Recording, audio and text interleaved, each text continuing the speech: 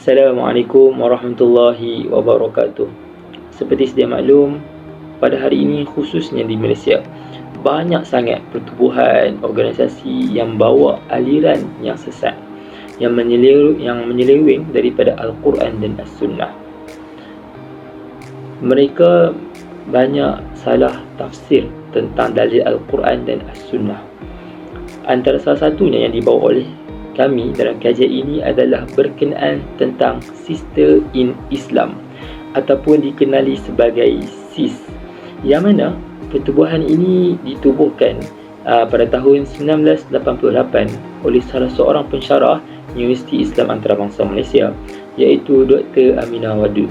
Tujuan penubuhan ini adalah, kalau kita tengok secara amnya, mereka banyak memperjuangkan tentang hak-hak wanita, seperti mempertikaikan tentang ketua keluarga, mempertikaikan tentang tafsir Al-Quran, sebab banyak daripada golongan lelaki, tak ada daripada golongan wanita. Mereka banyak mempertikaikan tentang pembahagian harta dalam ilmu faraid dan seumpamanya. Dan dalam kajian ini kami akan memperincikan ataupun sedikit sebanyak akan menceritakan tentang apa ideologi yang dibawa oleh Sister in Islam atau dikenali sebagai SIS. Baiklah, untuk objektif kajian, kami bawakan 5 perkara.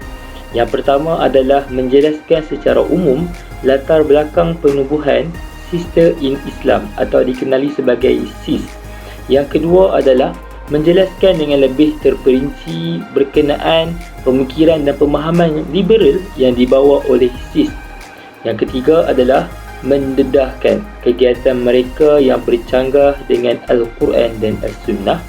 Yang keempat adalah menjelaskan bahawa pemikiran yang dibawa oleh mereka ini amatlah bahaya untuk kita umat Islam khususnya di Malaysia. Dan yang terakhir adalah memberi kesedaran kepada kita bahawasanya pemikiran dan kefahaman yang dibawa oleh SIS ini amatlah menyeleweng daripada kefahaman yang benar dalam Islam.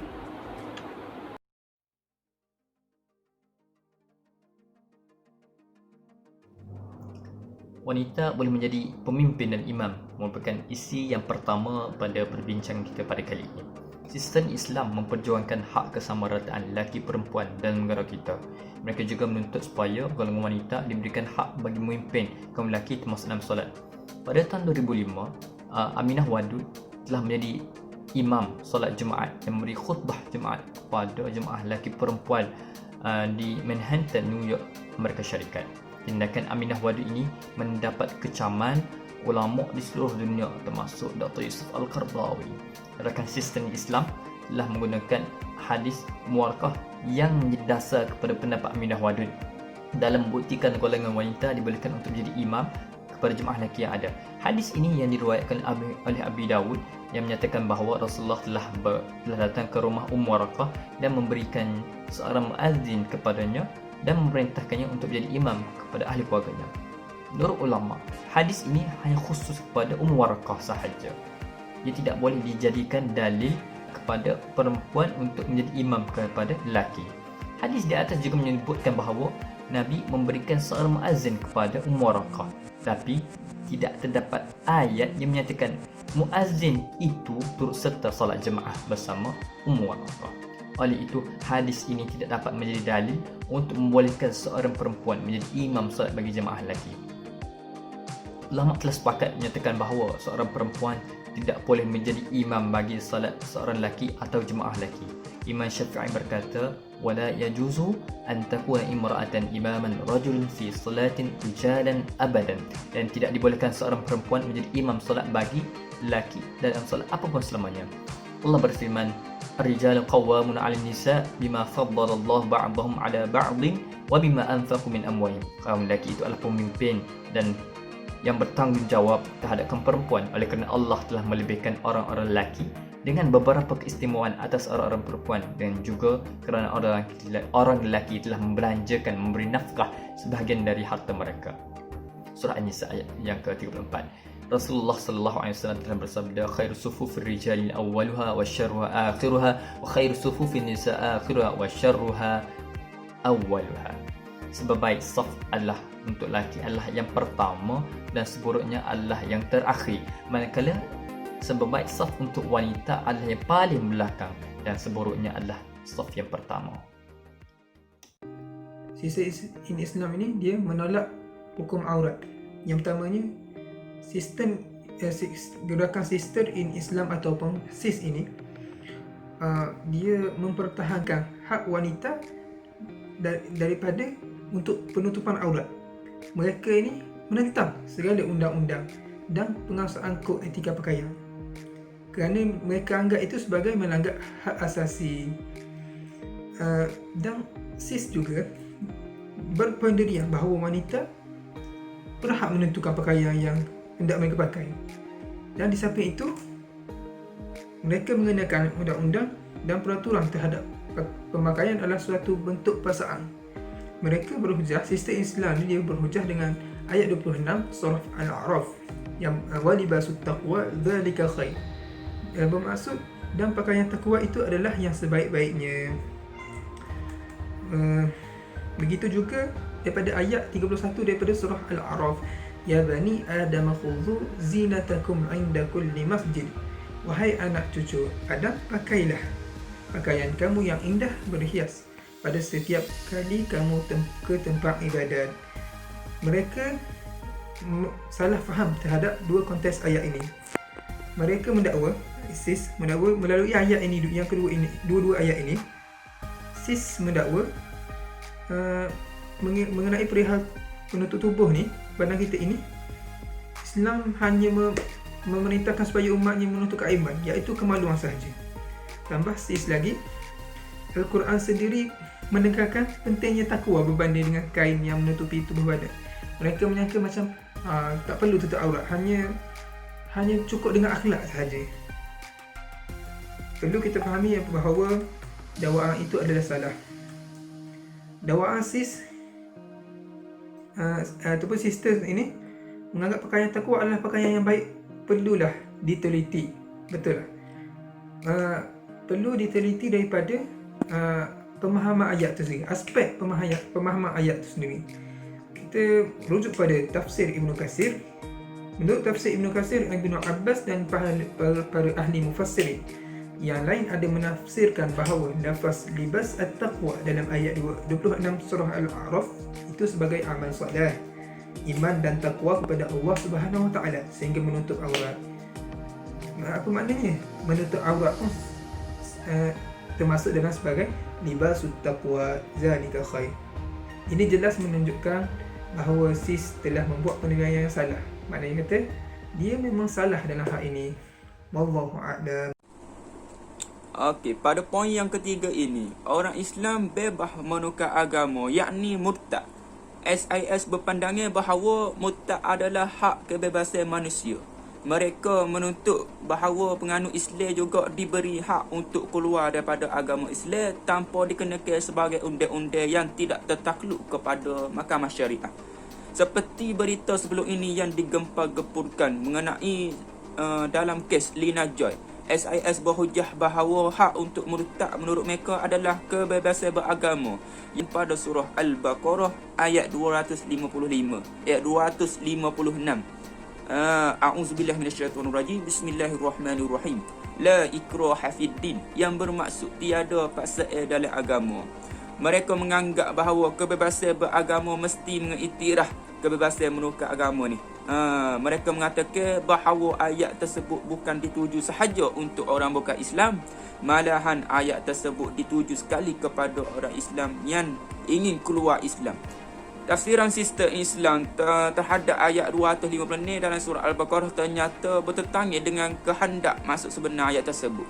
Kebanyakan ulama tafsir yang muktabar menyatakan bahawa ayat itu hanya ditujukan kepada orang bukan Islam. Maksudnya mereka tidak harus dipaksa menganut Islam kecuali dengan kerelaan sendiri. Ibn Abdul Qasir menurut menyatakan bahawa ayat tersebut menegaskan larangan memaksa orang bukan Islam untuk memasuki Islam, sahabat. Seterusnya berkenaan menolak poligami. Di dalam Islam, poligami itu diharuskan, akan tetapi bagi mereka poligami itu mendatangkan lebih banyak kesan negatif daripada positif. Menurut pengarah mereka iaitu Ratna Osman mengatakan bahawa dengan berpoligami ia akan mendatangkan kesan negatif kepada beberapa pihak, iaitu kepada suami, kepada isteri-isteri dan kepada anak-anak. Dan isteri kedua akan didiskriminasikan dengan ditidakkan hak-haknya. Menurut mereka, poligami ini hanya relevan pada zaman dahulu sahaja, iaitu pada zaman berlakunya Perang Uhud, di mana ramai pejuang Islam yang terkorban di dalam peperangan tersebut dan meninggalkan isteri-isteri mereka. Selain itu, mereka juga menggunakan hujah dengan tafsiran mereka sendiri, iaitu pada ayat 129 surah An-Nisa. وَلَن تَسْتَطِيعُوا أَن تَعْدِلُوا بَيْنَ النِّسَاءِ وَلَوْ حَرَصْتُمْ. Dan kamu tidak dapat berlaku adil di antara isteri-isterimu walaupun kamu ingin berbuat demikian. Adil itu menjadi perkara utama yang membolehkan poligami bagi mereka. Akan tetapi, Islam datang untuk mematahkan hujah-hujah tersebut dengan mengatakan bahawa hukum berpoligami tidak terhenti pada waktu dahulu sahaja, akan tetapi boleh digunakan sehingga sekarang. Dan konteks sebenar tafsiran ayat 129 itu bukanlah tentang nafkah ataupun harta, akan tetapi berkenaan hati sahaja, iaitu rasa cinta yang tidak mampu disamaratakan oleh manusia.